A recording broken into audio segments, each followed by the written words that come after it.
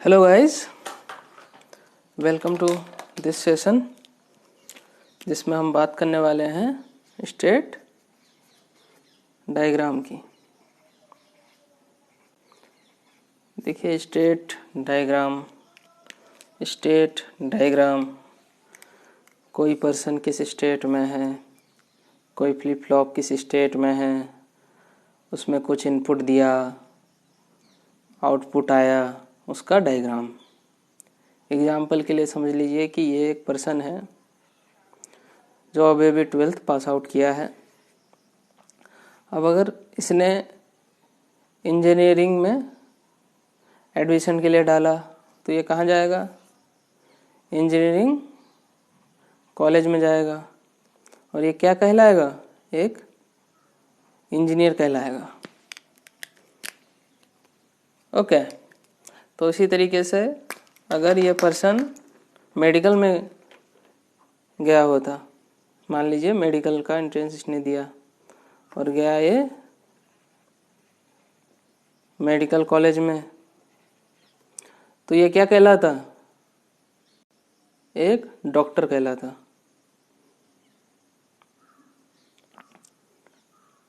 Okay, तो ये देखिए इंजीनियरिंग का उसने पेपर दिया तो इंजीनियरिंग क्या है? इनपुट हो गया। अपॉन बना क्या? वो इंजीनियर बना, तो इंजीनियर बना, ये आउटपुट हो गया।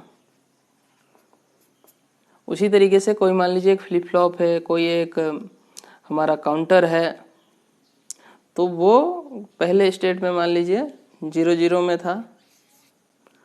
अब हम उसमें 0 इनपुट देंगे तो ये दे सकते हैं, हम 0 दे सकते हैं, 1 दे सकते हैं। 0 दिया तो मान लीजिए 1 में गया, तो ये क्या हो गया? इसके लिए प्रेजेंट स्टेट।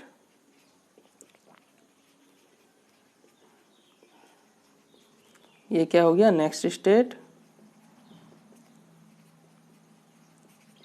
ये क्या हो गया? इनपुट। और आउटपुट को और वैल्यू मान लीजिए आउटपुट की 1 आई। जैसे यहाँ पे इंजीनियर बंदा बना या डॉक्टर बना तो आउटपुट क्या आ जाएगा? 1। या आउटपुट 0 भी आ सकता है। तो यह है स्टेट डायग्राम का मेन फंडा, जिसमें हम प्रेजेंट स्टेट, एरो का डायरेक्शन में नेक्स्ट स्टेट, और एक्स वाई के फॉर्म में इसको लिखेंगे, जहां एक्स होगा इनपुट और वाई होगा आउटपुट। ऐसे एक डायग्राम बनाते हैं।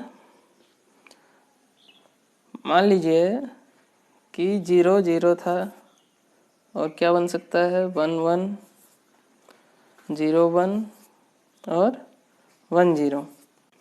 तो 0 0 से जब हमने इनपुट जो है वो 0 डाला तो 1 1 में गया, आउटपुट की वैल्यू 1। 1 1 से जब हमने मान लीजिए 1 डाला तब वो 1 0 में गया नेक्स्ट स्टेट में, आउटपुट में क्या आया? 1।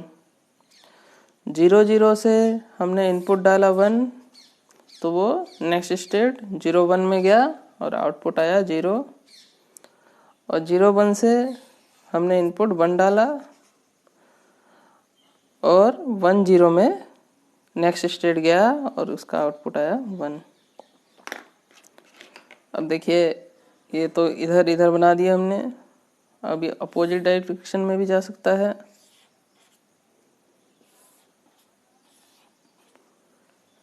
इसका क्या मतलब है कि स्टेट 0 1 से 0 0 में गया। इनका क्या मतलब है? स्टेट 1 1 से स्टेट 0 0 में गया। ये क्या दिखाता है? स्टेट 1 0 से स्टेट 1 1 में गया। और ये वाला क्या दिखाता है? स्टेट 1 0 से स्टेट 0 1 में गया। तो मान लीजिए स्टेट 1 0 से जब हमने इनपुट जो है वो 0 डाला तो 1 1 में गया और आउटपुट 0 आया। वैसे ही इनपुट जब 0 डाला तो 1 1 से स्टेट नेक्स्ट स्टेट 0 0 में गया और आउटपुट में भी 0 आया। तो प्रेजेंट स्टेट अगर 1 1 है और इनपुट में अगर हम 1 डालते हैं तो मान लीजिए 0 1 में गया और आउटपुट की वैल्यू 0 आई। इसी तरीके से 0 1 में इनपुट 0 अप्लाई करने पे आउटपुट 0 0 में गया, नेक्स्ट स्टेट 0 0 में गया और आउटपुट की वैल्यू 1 आया। ओके, तो इसमें देखिए क्या क्या बनता है। एक तो बना हमारा इनपुट मतलब प्रेजेंट स्टेट,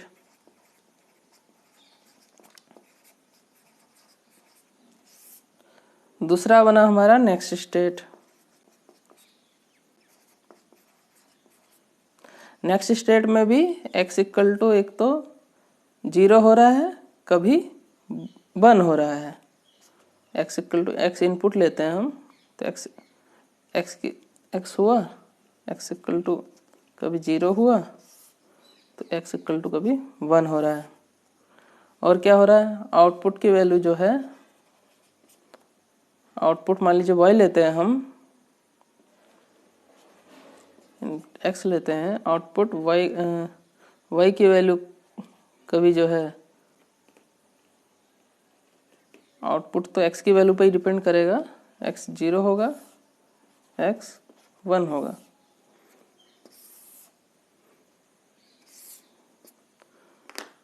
तो स्टेट कितने हैं हमारे पास, 0 0 है, 0 1 है, 1 0 है और 1 1 है।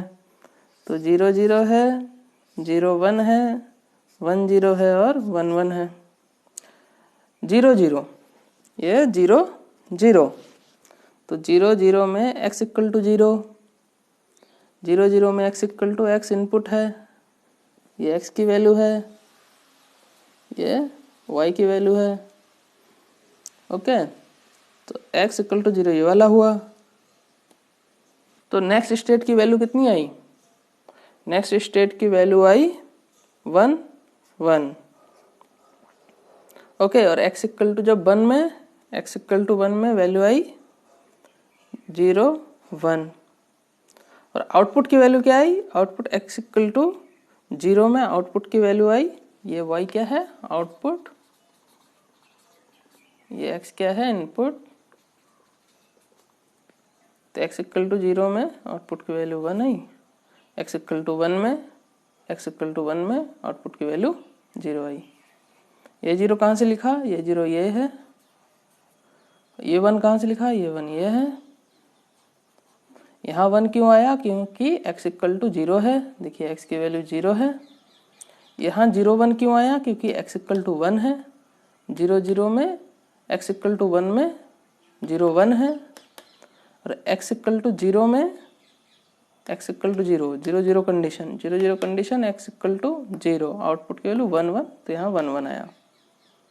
ये 1 1, ये 1 1 है, ये 0 1, ये 0 1 है, ये 1, ये वाला 1 है, और ये 0, ये वाला 0 है। उसी तरीके से 0 1 का केस देते हैं। 0 1 का केस ये है, x equal to 0, x equal to 0, तो ये x इक्वल टू 0 इनपुट, ये 0। ओके, वैल्यू कहाँ गई, 0 0 में गई। तब आउटपुट की वैल्यू क्या आई, 1 आई, तो आउटपुट की वैल्यू यहाँ 1 लिख सकते हैं हम। और x इक्वल टू 1 का कैसे देखते हैं, x इक्वल टू 1 मीन्स ये, तो x इक्वल टू 1 केस में 0 1 आउटपुट, नेक्स्ट स्टेट की वैल्यू 1 0 और आउटपुट की वैल्यू 1। उसी तरीके से 1 0 के केस में, 1 0 के केस में x equal to 0, x equal to 0, तो वैल्यू जाएगी किस पे, 1 0 के केस में x इक्वल टू 0, तो वैल्यू जाएगी 1 1 में। और आउटपुट की वैल्यू क्या आई, 0। 1 0 के केस में x इक्वल टू 1 अप्लाई किया, 1 0 के केस में x इक्वल टू 1 अप्लाई किया, तो आउटपुट की वैल्यू आई 0, नहीं नेक्स्ट स्टेट की वैल्यू आई 0 1 और आउटपुट की वैल्यू आई 0।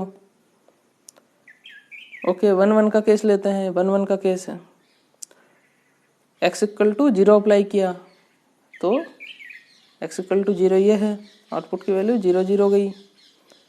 नेक्स्ट स्टेट की वैल्यू 0 0 गई और आउटपुट की वैल्यू 0 गई। 1 1 के केस में x इक्वल टू 1 का केस लेते हैं, 1 1 के केस में x इक्वल टू 1 का केस लेते हैं, तो नेक्स्ट स्टेट की वैल्यू 1 0 और आउटपुट की वैल्यू 1। तो ये है हमारा स्टेट डायग्राम और इसको हमने ये टेबल में रिप्रेजेंट किया। तो इसका यूज जो है मिले मेथड, बोरे मेथड, इन सबको समझने में इनका हम यूज करेंगे।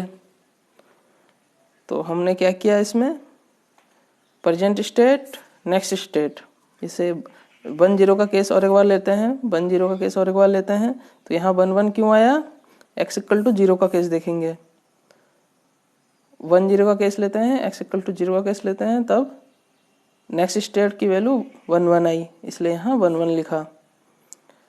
और आउटपुट की वैल्यू 0 आई तो यहाँ 0 लिखा। यहाँ 0 1 क्यों लिखा, क्योंकि 1 0 के केस में जब इनपुट x है, 1 0 के केस में जब इनपुट 1 है, x की वैल्यू 1 है, तब आउटपुट जो नेक्स्ट स्टेट है उसकी वैल्यू 0 1 है, तो 0 1 लिखा और इसके आउटपुट की वैल्यू 0 है। तो इसी तरीके से हमको ये ड्रॉ कर लेना है।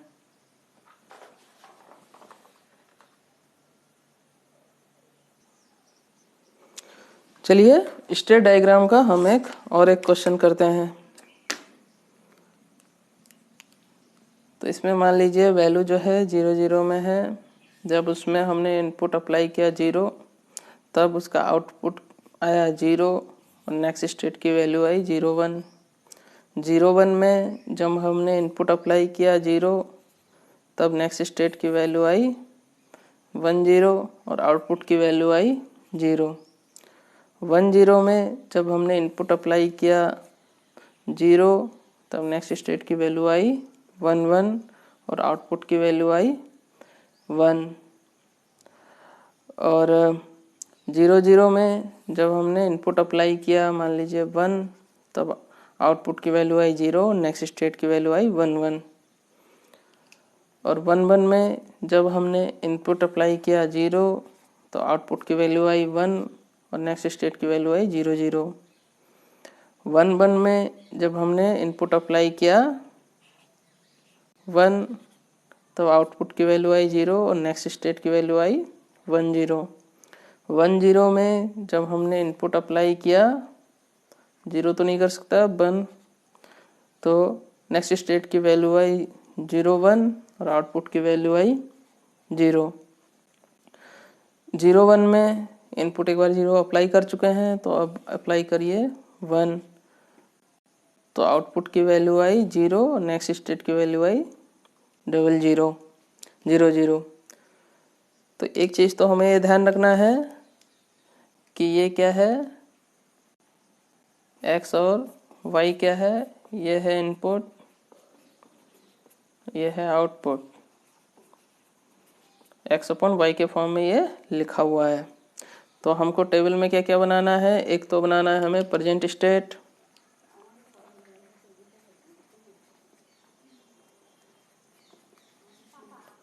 एक बनाना है हमें नेक्स्ट स्टेट, एक बनाना है हमें आउटपुट।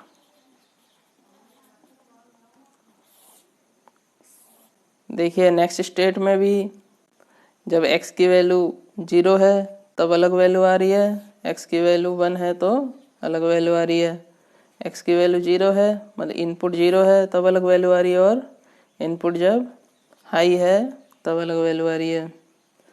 प्रेजेंट स्टेट पॉसिबिलिटी क्या क्या हो सकती है, एक 0 0 हो सकता है, 0 1 हो सकता है, 1 0 हो सकता है और 1 1 हो सकता है।